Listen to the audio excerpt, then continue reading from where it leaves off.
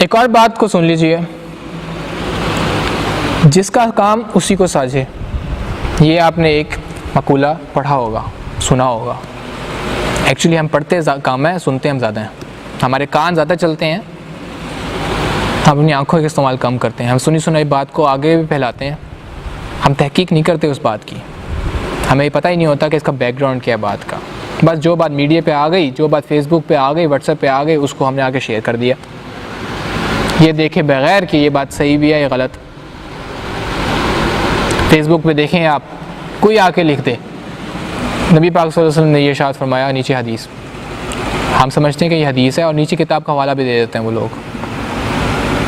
यहाँ तक ये केसेस आए हैं कि हमने जब उस चीज़ की तहकीक की है उलमा कराम ने, तो वो हदीस उस किताब की उस जगह पे जहाँ का हवाला दिया वहाँ पे वो हदीस पाई भी नहीं जाती और वो किसी और जगह पे भी नहीं पाई जाती। वो मन गढ़ंत है।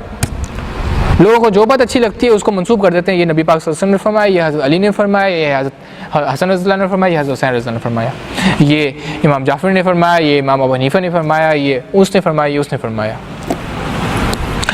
बुज़ुर्गों तक की तो बात चलो हम अपनी तरफ से बात कर देते हैं। जहाँ बात आती है नबी पाक सल्लल्लाहु अलैहि वसल्लम की, हम वहाँ पे गलत बातों को जब मंसूब करते हैं उनकी तरफ, तो ये बात आप यहाँ पे मद्देनज़र रख लीजिए कि नबी पाक सल्लल्लाहु अलैहि वसल्लम की हदीस में मुबारक है कि जिसने मेरे ऊपर झूठ बांधा, चाहे वो बात दुरुस्त भी हो, मैं मफ़हूम बता रहा हूँ उस बात का, उस हदीस का, चाहे वो बात दुरुस्त भी हो, लेकिन उस बात ने मेरे ऊपर कोई बात झूठी, यानी कि जो उसके इल्म में नहीं है, वो उसने मेरे ऊपर घड़ी, वो अपना ठिकाना जहन्नम समझ ले।